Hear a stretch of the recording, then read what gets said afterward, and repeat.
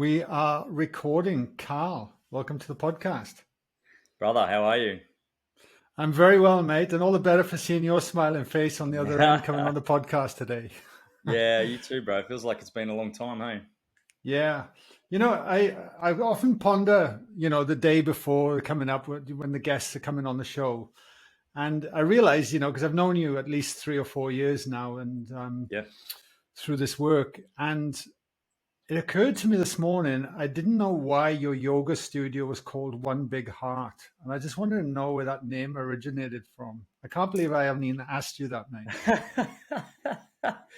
um, the name and the logo itself, it came to me on a teacher training. I was in Sri Lanka. It was a yin teacher training.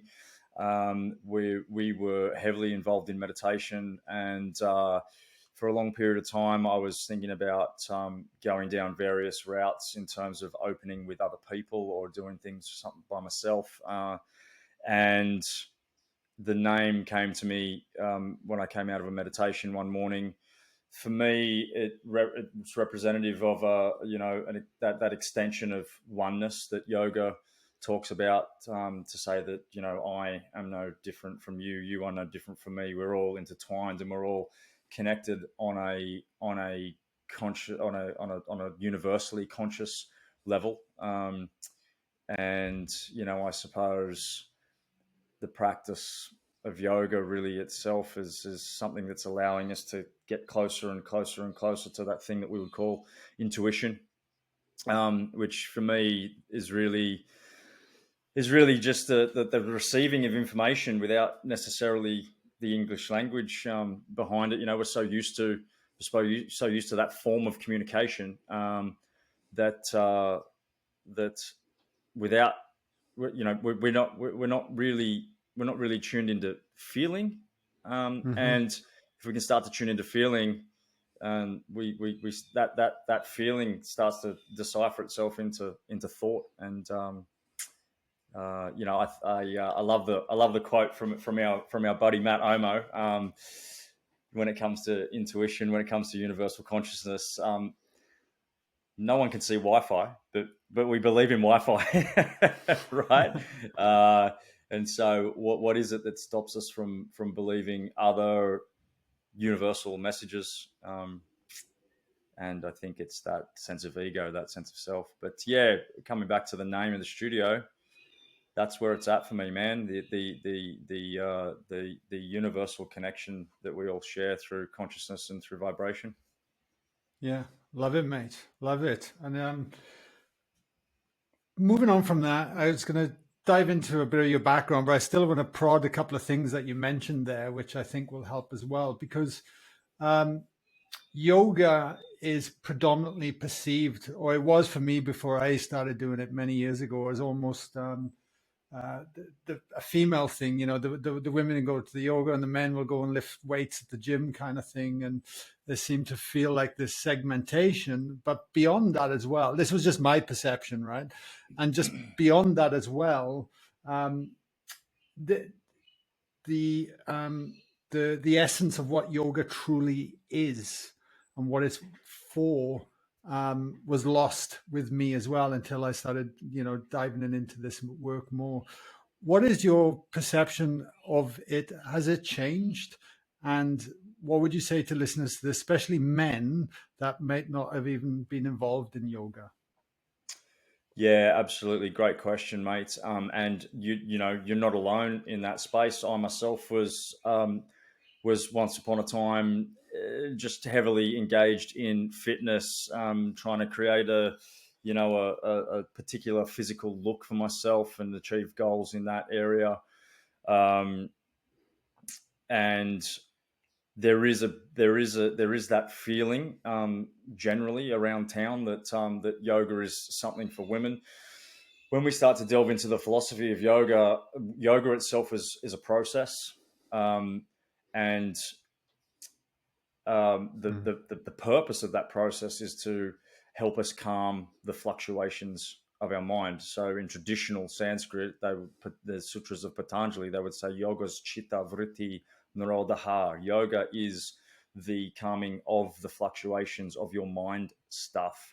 And that happens through the process of yoga.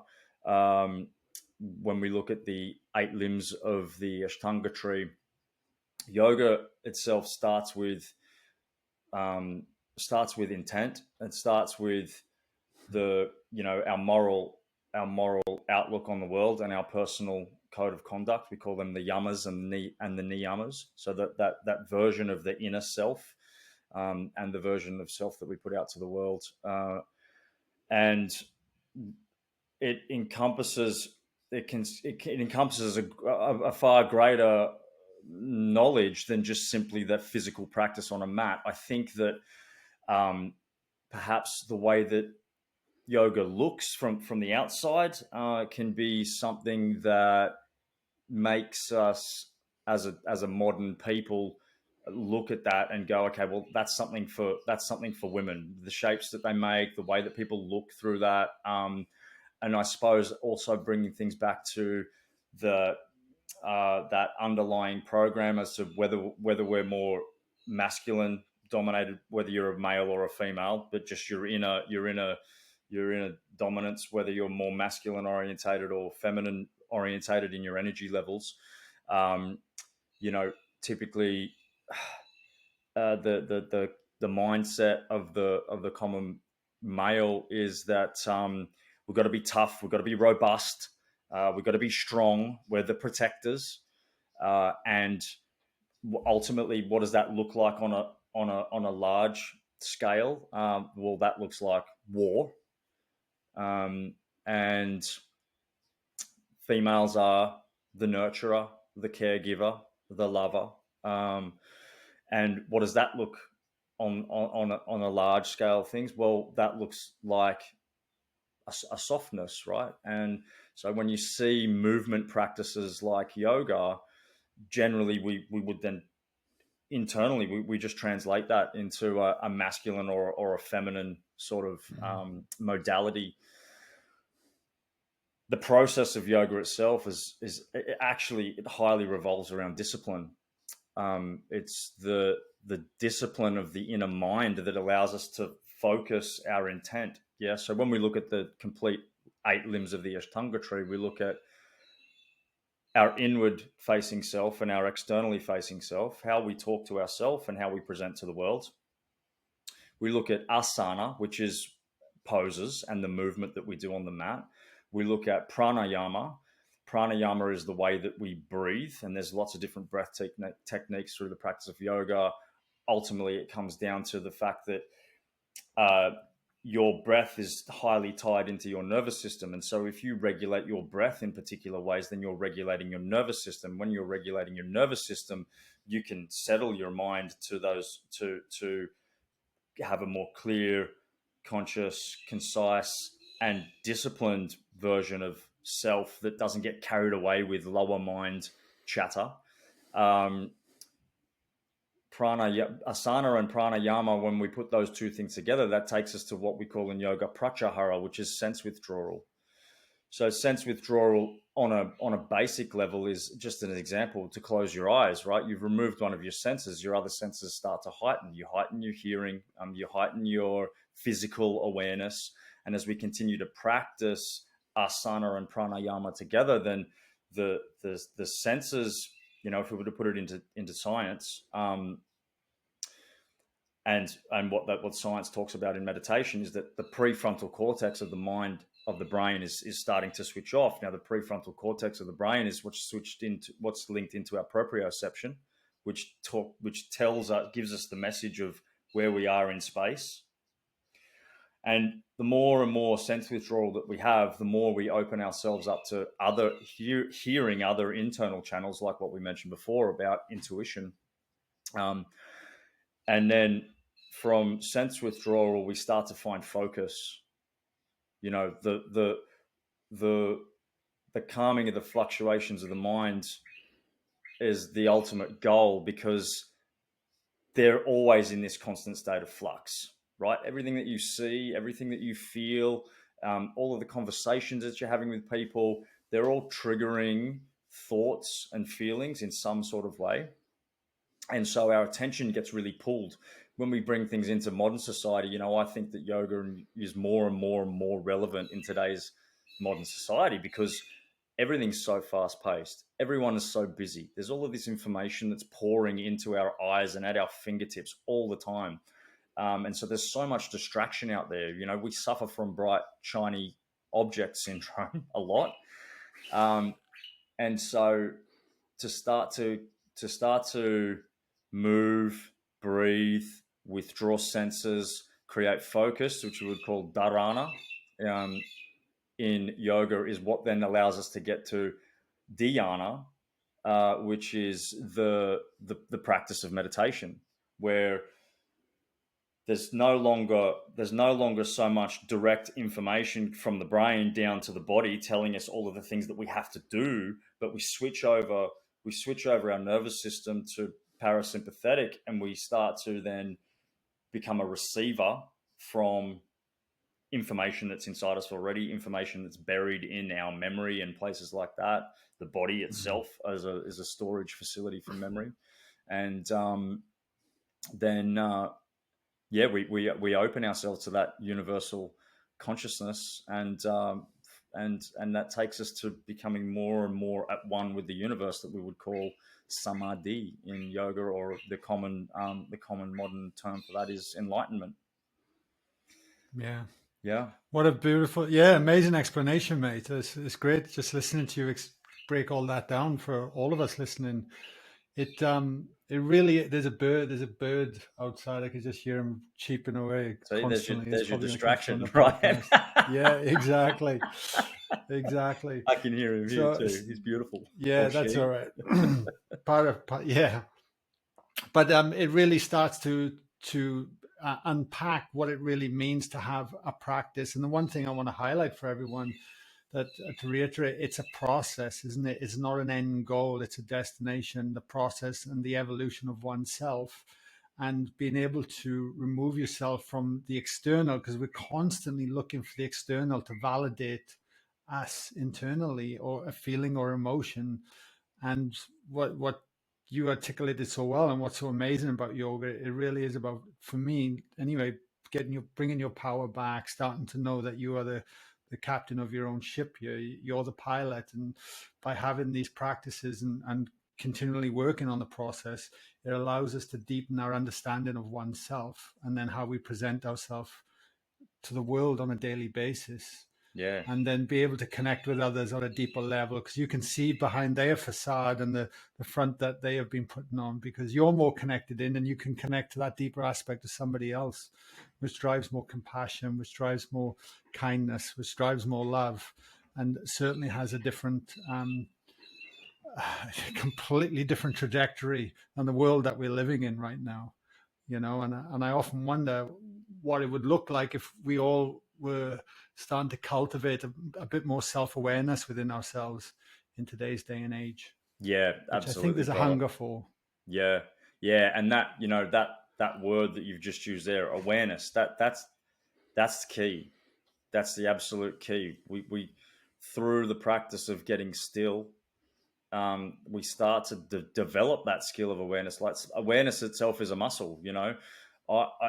We can often find ourselves lost in imagination, or traces of thought, or in a conversation for really lengthy periods of time, and not be aware of where we've taken ourselves in our mind, or how we got there, or how it's then affecting and impacting our day.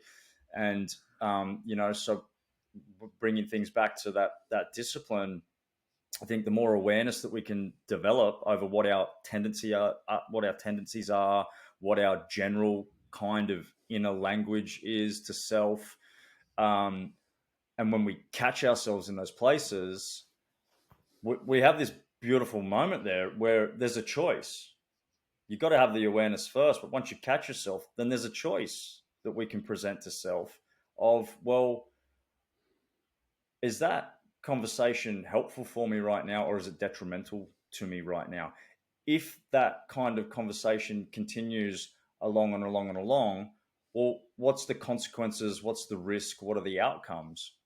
You know, and I think we've really lost ourselves in modern society, where we struggle to remember that we have choice, right? We have a lot of belief systems that are programmed into us, that are developed through our younger years, and then and that we either create them ourselves, or they're handed down to us by other people. To put things in a really clear example, one of the things that I deal with all the time is in the studio is people with flat feet.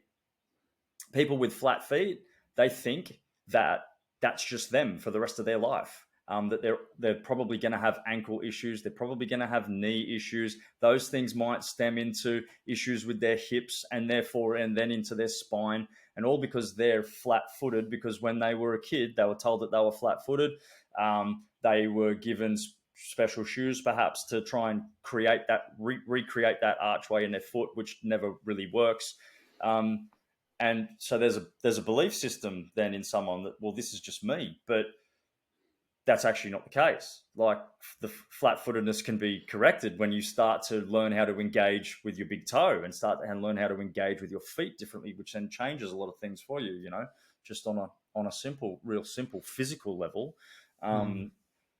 Belief systems that we have stored inside us, that a lot of the time we don't even know where they come from. They're controlling all of these vrittis that we would say in yoga, vritti, the fluctuations of the mind, that are making our decisions go in a specific way. And then what you're highlighting, it just comes back to awareness, right? And actually, once you start to become aware of those beliefs, then seeing it as an opportunity or a challenge to explore that, as opposed to just accept. Absolutely. That's how it Anything is. that you're aware of, you can change. Yeah. We are intertwined in this continual process of change. We have belief systems that people don't change, right? It's a real common saying, oh, that's just him, or that's just her. Yeah, nah, she's never changed. Nah. But we're in a constant state of change, right? The only thing that is permanent across the entire universe is impermanence itself. And so if change is all around us and in us all the time, then the best way forwards is to embrace the change, lean into change, and look at what can we do to navigate, steer around, dissolve, diminish the belief systems that are at our core, that are then controlling our life. 100%. So when did change occur for you? Because I only found out today that you had a background in IT. Yep. The other thing you spoke about as well was powerlifting, Yep. which I was fascinated in. Yep. And clearly, you own and run a yoga studio, so there's been a big transition. Massive. So where did, I don't want to say the cracks started to appear, but where did the shift start to happen? Because I know you've tuned into my podcast a few times. I've had over 220 guests on the show, and there's normally this slow burning, creeping up that leads to defining moments that really change the trajectory of our lives. And it sounds like you've definitely had one. Yeah, for sure, mate. For sure. I had a really healthy and successful career in IT.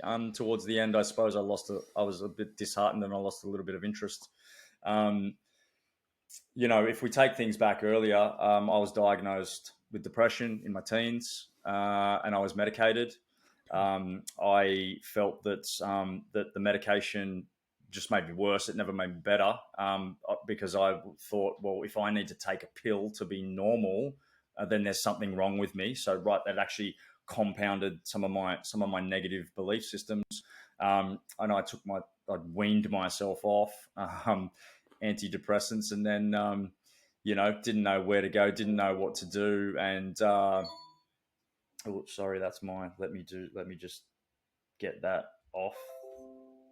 That's okay. And so, then moving into my late teens, early 20s, well, I just did what everybody else did and started drinking and taking drugs. Well, not everybody does it, but it's a pretty general thing. It's pretty rife amongst our late teens and early 20s people. But and so that probably compounded and impacted my depression further. Really, for me, I had this negative belief system within me that I needed to look a particular way to be accepted. So I through primary school, through high school, I was bullied. Uh, I was always being told that I was too skinny, my fingernails were too long, I looked girly, um, and so for me, then moving into adulthood, I had this belief that not it wasn't so defined for me at the time. I just knew I had this knowing inside me that if I didn't look a particular way, I was never gonna get the girl. I was never gonna be seen as a strong, healthy male. So I hit the gym. I hit the gym from about the age of 19. By the time I was about 25, like that was for me, that was my daily. Like I became obsessed. I became obsessed, I suppose I could say. Um, and by the time I was 28, 29, I was long distance runner, long distance cyclist, power lifter, amateur obstacle course Wow. racing, and all of that sort of thing. Um, so I spent a lot of time in the gym and really wasn't getting the goals that I wanted. Then I looked at my nutrition. I was like, okay, I need to fix something up here. Otherwise, I'm just never going to get to that beast of a man that I defined in my head that I needed to look like and needed to be. And so my training was going up and up and up and up, and it was impacting my body. I was sore all the time. I was walking around 7.5% body fat, wringing wet, like Wow. squatting Wow. more than double body weight. Like I looked Hmm. like I could step on stage at any moment and compete. But yeah, I was broken. I think I used the gym a lot to help me with my anger issues that were a direct result of my depression and my anxiety and this feeling of not being accepted. And I used to sometimes I used to look for arguments to get into throughout the day and then hang on to that. So when I could get to the gym, Hmm. I was like fired and I was like bang, bang, bang, bang, bang. And I would Yeah. walk out of there Wow. like, whoa, like that's how you lift, man. That's how you do it. But then the impacts on my body they were just starting to get too much. And yeah, that I lent on the fact that I was so fit to then like allow myself to drink copious amounts of alcohol on the weekends and take drugs. I think that there's a big misconception between fitness and health. They're not the same thing. Fitness can lead to better health. Like fitness is a requirement of health, but there's a lot more that goes with overall health and wellness than just being fit. Like I could, on my record for plank was like 9 minutes. I could step into a push-up challenge and beat professional footballers in push-up challenges. But I wasn't fucking healthy, man. I wasn't healthy at all, and Mm. it was showing in my body. It was showing in my mindset. And the real quick jump across to yoga was that a friend was doing a Cert 3 in fitness or a Cert 4. She was using me as a crash test dummy to practice her stretching on PNF stretching. And Hmm. I started to recognize that after she would do that and I would leave, I was in this big state of calm and everything was cool. And I wasn't so in my mind all the time. And mate, I was working for a government at the time. I was a project manager by this stage, and they had a well-being program where they put yoga on at lunchtime, and I was like, "Sweet, I'm going to get involved with a bit of that because starting to feel good from this stretching stuff." I mean, the first time I landed on a mat and came out of shavasana at the end of my practice, um, I'd noticed that there was this big shift in my mind. and that led me to then How, seek out more and how more. old were you at that So that point? was me. That was me at 30. That was 2012. That was 2012 when I found yoga. Okay. Um, Did did you sorry to no, you're interrupt, right. but I'm just curious, did you at that point at 30 when you hit the mat for the first time, did you feel within you that you were running away from something deeper through your fitness, through all your exercising as a way to for not to confront something that was maybe underlying? That's just me again assuming here. But was you aware of that at this point in time? No, I didn't. I knew that. I knew that I didn't like life. I mean, look. I had a shitload of fun on the weekends, and I had a pretty ordinary week every week. I would be sitting Wow. at my Yeah. desk, tapping my fingers at 3:30, waiting for the clock to click over at 4 o'clock, so I could get in the car and just bang to the gym. I knew, I knew that there was, yeah, I knew that I didn't like life, but I didn't quite understand. I didn't understand where that was coming from. I didn't realize that that was an inner me that had some unresolved stuff to look at. I just thought that there was problems with the world. Yeah, yeah. You think this about me. You think that about me. You think this about me. Well, fuck you. Fuck the Mhm. world. I'm just going to be an animal. Deep inside, I knew that I was a loving, kind person. I was that through my relationships. But at the same time, I could be totally oblivious and arrogant to a lot of people as well. Mm, Yeah. mm, So once you got on the mat then for that first time and then sort of started to recognize like there was a, like you said, like a peace within yeah, man. yourself and started to go from there moving forward. Then what happened? Because I'm curious to know because, 10 years have passed in that Yes. time and you openly talk about these things and you reflect upon it and you're an amazing example to other people by the way you live your Thank you, life brother. and conduct yourself. Appreciate that. So there's still a huge transition from that guy to the guy you are now, Absolutely. you know? Yeah, for sure. So I did a couple of 10-week programs at work, and I sought the contact details of the teacher who ran the class. In the meantime, in between the two 10-week programs that I did, there was another teacher who came in and did a 10-week program, and I did two of her classes, and I did not go back. She was not the teacher for me. I'm sure she is an amazing teacher for a lot of people. I'm sure she's transformed a lot of people's lives. I didn't connect with her. I didn't resonate with her.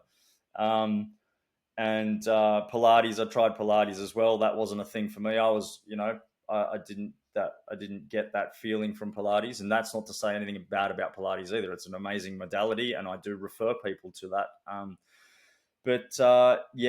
made the executive decision. I started, okay, here's the big switch for me, mate. I was driving home in the car one day. It was only a 20-minute drive to work.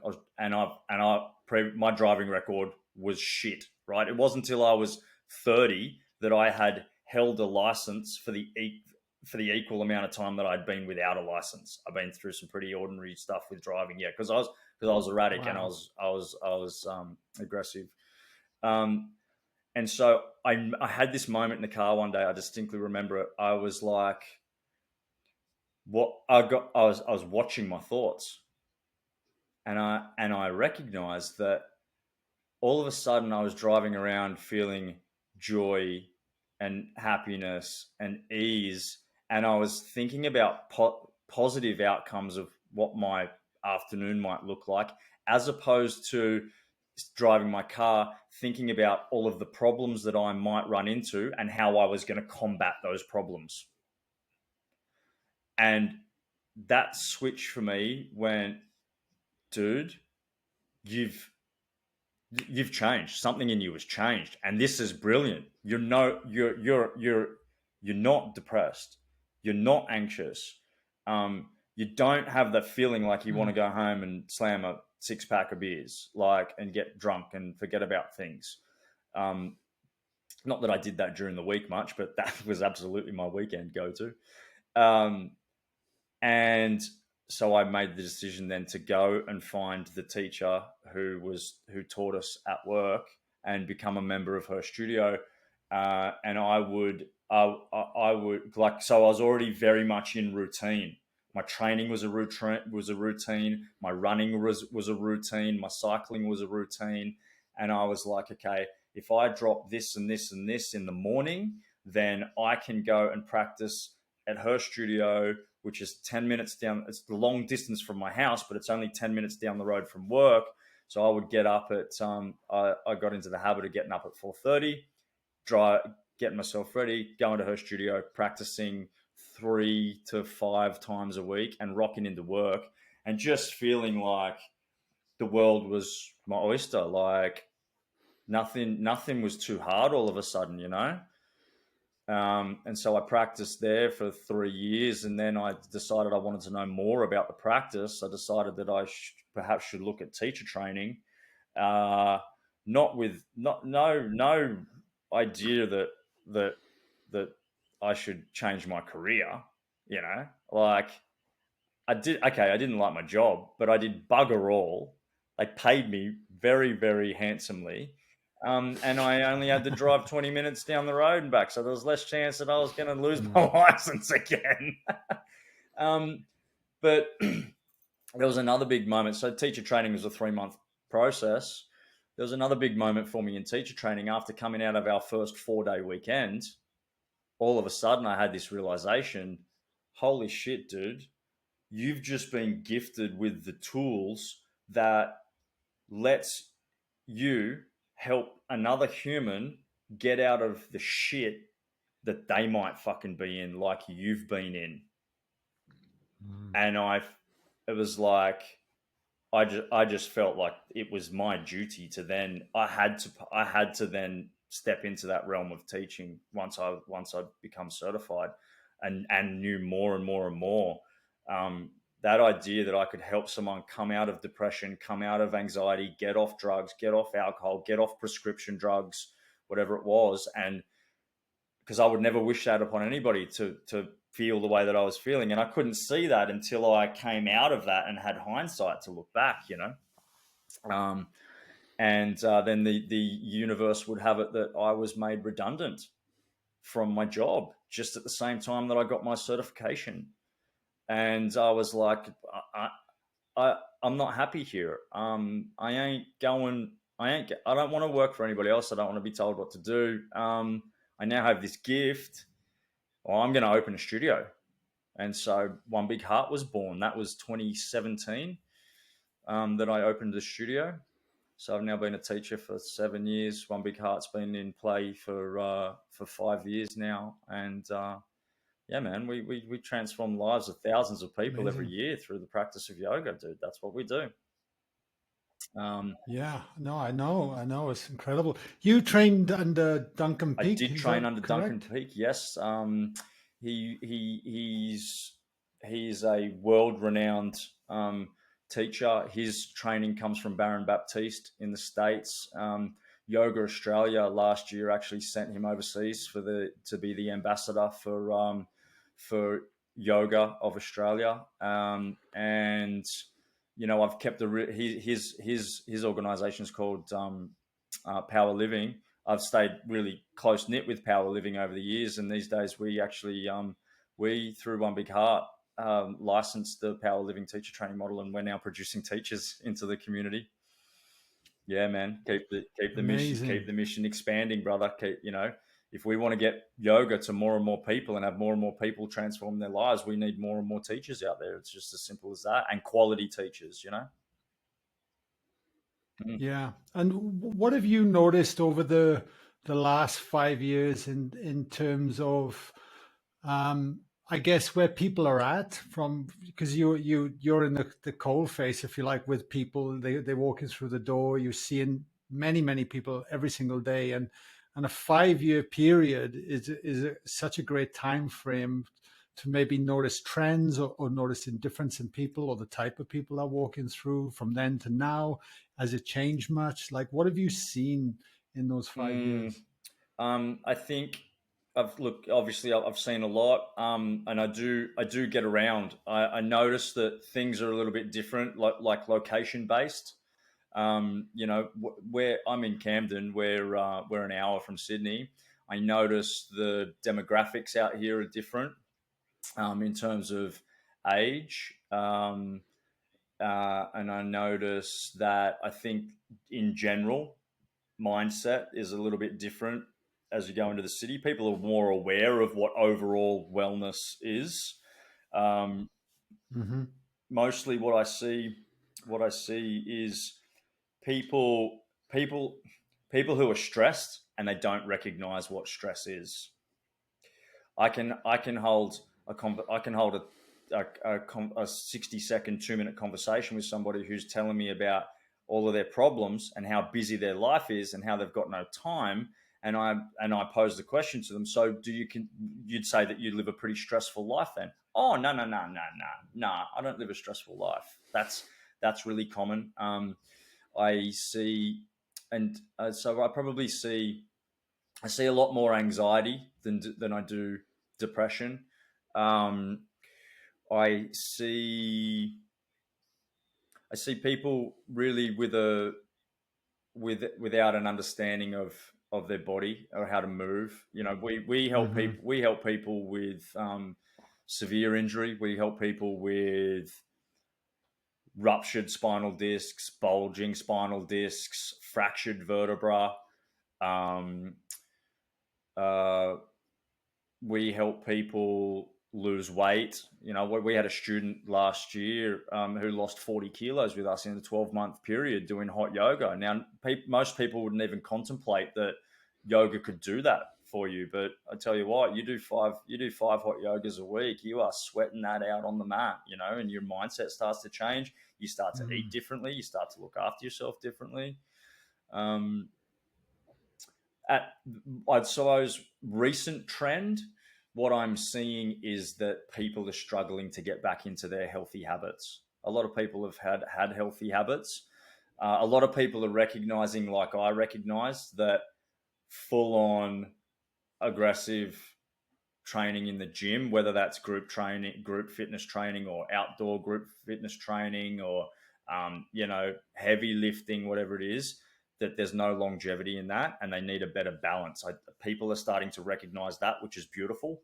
But people have a little bit of a hangover from everything that's happened for the last couple of years, and they're really struggling to get themselves back out there and doing the good things. That's the trend that I'm seeing at the moment. I hold many phone calls with people on as the days go throughout the week, and the biggest thing is I used to be fit, I used to do this, I used to do that, and I just have lost it all. I think that's the biggest trend at the moment. Mm. Yeah, no, we've seen the same thing from running the workshops and being able to get back out there, and people are coming in. There's a lot of tension being held in the body. There's a lot of Yeah, intrepidation, not quite yeah, sure which is the way forward. And the one thing, what I love about what you create in the yoga studio and what we do at retreats and things is bring people together. And when people walk through that door and they come in, they've obviously made a decision at some part of themselves to go, I want to change. And then you realize we all carry shit. We've all got our faults. We're all doing the best we can with amen. what we got. And when you bring people together that start to recognize that and see the humanity in each and every person within that room, then we start to connect again. We start to open up again. We start to be a little bit more vulnerable and share and own where we're at as opposed to run away Yep. from it. And that's then that connection of a community and being held together. And you realize, shit, I had all this in my mind. I was thinking there's going to be this, and this, but actually, it's this over here. And to connect like that with something deeper is so crucial for any kind of wellness or healing or inspiration. Yeah, absolutely. There's this big part of us. There's this big part of us called the ego, right? The ego wants to hang on to our problems. The ego is scared has a fear around putting our problems out there to the world, because we have this fear that we're going to be looked upon, that we're different, we're broken, we're weirdos, we're whatever. But essentially, coming back to what I said about the name of One Big Heart, at our core, we're all the same. We all experience emotional turbulence, and that emotional turbulence is actually resolved when we share it with people, because one of the people want to help everybody. Really, at our core, everybody really wants to help everybody get over stuff. That doesn't necessarily mean that we all know how to help people get over stuff, but yeah, we're precious about our problems because of the fear that we all experience, even though our situations and our life experiences are very, very different. The translation of that life experience into feeling and into emotion and into thought is often so the same, even though they might come from two very different experiences. Mm, Yeah, mm, 100%.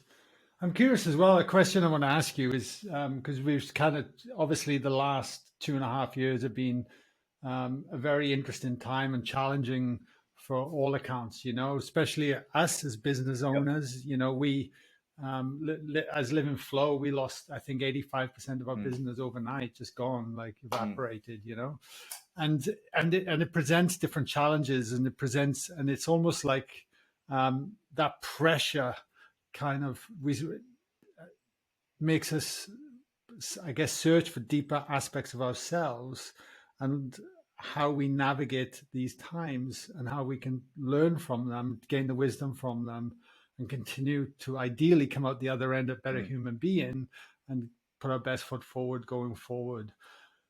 I'm curious to know, like, if you had to encapsulate, what have you learned about yourself over this time, over the last 2.5 years, and what has that done for you now, where you're at today, as you Mm. move forward? Great question. Thank you.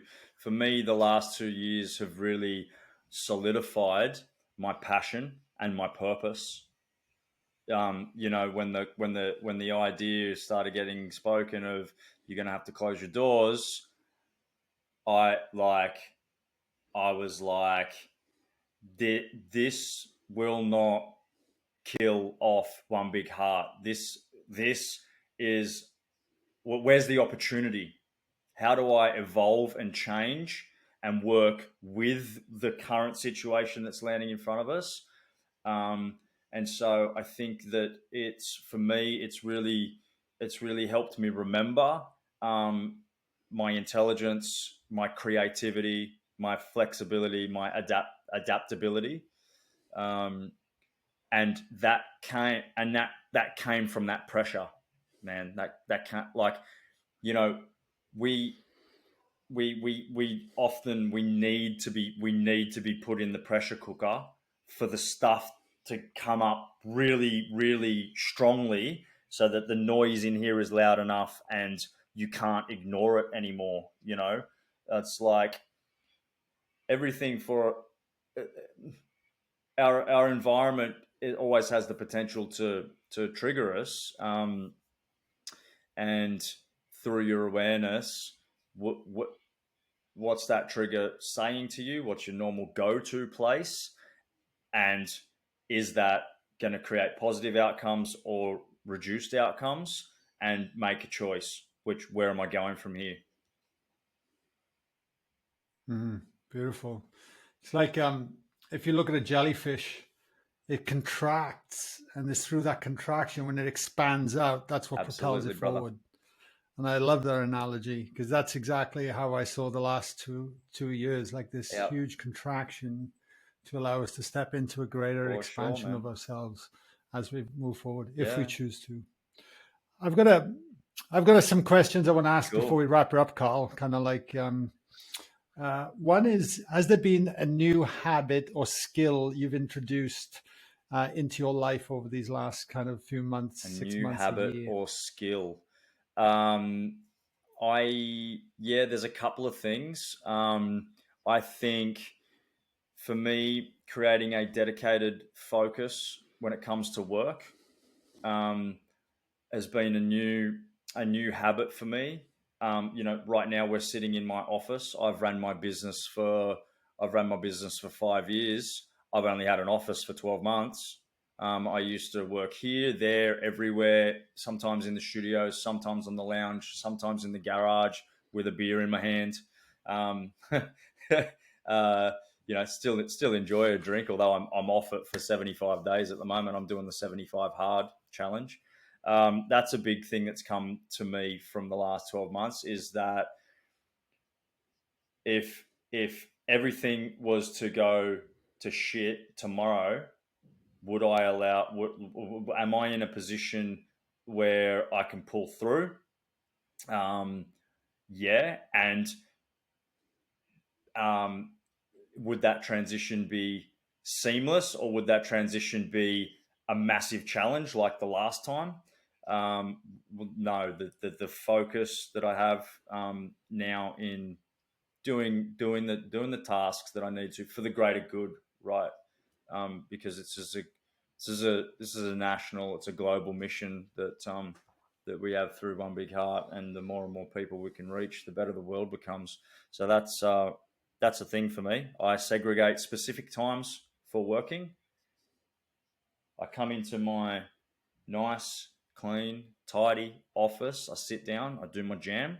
And then when it's knockoff time, it's knockoff time. Like pull up stumps and go and have some fun and relax, right? Because work is obviously a stressor for everybody. Even when you absolutely love it and it's purpose and passion, there's still a lot of stress that comes through that. And another really healthy habit for me that's come particularly in the last 6 months is my commitment back into my training. So over the last few years, I've been really flaky in terms of how often I'm getting into lift and how often I'm getting onto the mat and how often I'm meditating. But I've become really, really consistent with that. So I just mentioned to you, I'm doing 75 hard. I've got 2 training sessions a day, 45 minutes. One of them has to be outside. There's a whole heap of other things. I won't bore the people with all of the things, but it's really driven my focus, because we mentioned before, fitness and health are 2 different things, but you've got to be fit to be healthy.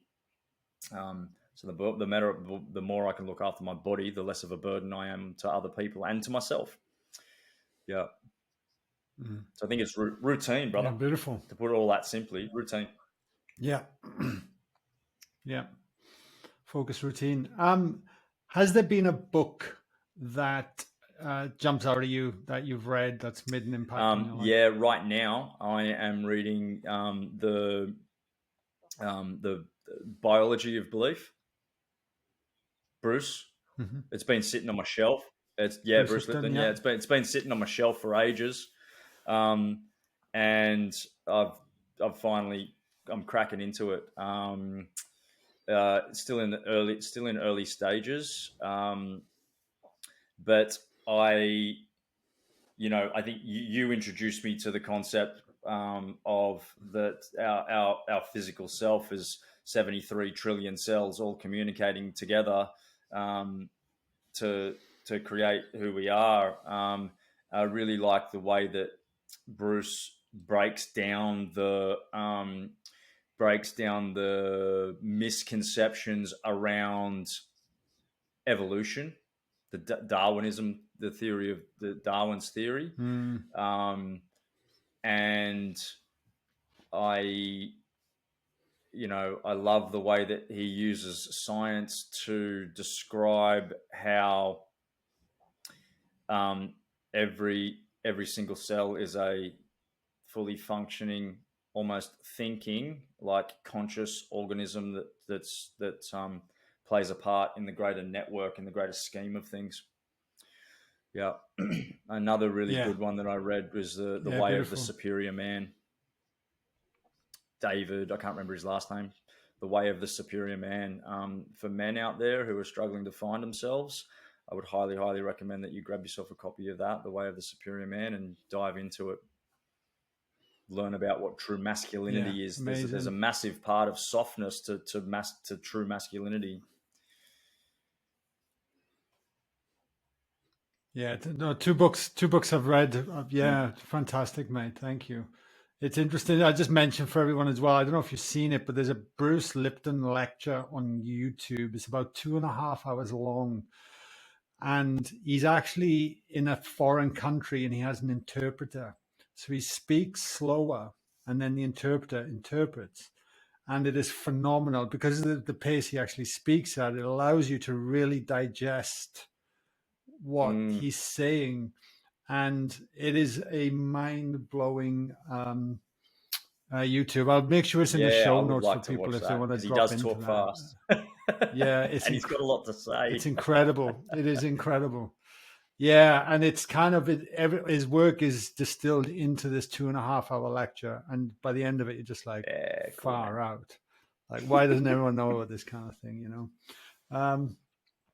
Last question for you, Carl, before we wrap it up, and that is, with everything we've covered today, is there anything you'd like to leave the listeners to ponder? Yeah, for sure, man. It's, you know, it's really simple. It's really simple for me. If you can start to become inquisitive about why you are the way you are, and contemplate whether that's taking you to places of positivity or negativity, the further you dive into that questioning of self, svadhyaya, we would call it in yoga, the practice of self-study, the more opportunity you provide yourself to start to unravel negative belief systems that are at the core of controlling a lot of who you are. Of course, we have positive belief systems too, but the negative ones are the ones that keep us stuck and stop us advancing. Get inquisitive about who you really are, because you're not all of the handed down belief systems. They've been given to you by somebody else or interpreted through your mind based on an experience that you've had through someone else. That doesn't mean that they're true. 100%, mate. 100%. Thank you. And if people want to check out more of your work, your website, are you active on social media as well? Absolutely, brother. Yeah. So we've got the website, onebigheart.com.au. We are on Instagram as one_big_heart. Please give us a follow. We're on Facebook as well. You'll find us on Facebook. And another good source of perhaps finding out a little bit more about yoga is our YouTube channel. You can search us up on YouTube and you'll get to do a free meditation class with me. You'll get to do a free vinyasa class with me, which is a strength-based practice. You get to do a free yin class with me. And there's a whole snippet of other things that are on there. You'll see me go do 40 days of throwing myself in the river in Camden in the middle of winter where the water temperature was 6 degrees for cold water therapy, all sorts of things. Yeah, definitely give us a follow on Insta and Facebook, man. But please, people, that'd be amazing. No worries. Well, all the links will be in the show notes as well below. So if you're on YouTube, iTunes, Spotify, whatever you're listening, you can just pause it right now and jump below and keep in touch with Carl. Carl, thank you for coming on the show, mate. It's been a beautiful conversation. It's great to finally get you on, and thank you for all that you do and for your support over the years as well. So I look forward to sharing this with everyone and helping continue to get these great conversations with people like yourself out there. Thank you, brother. I appreciate you. Have gratitude for you. All the best.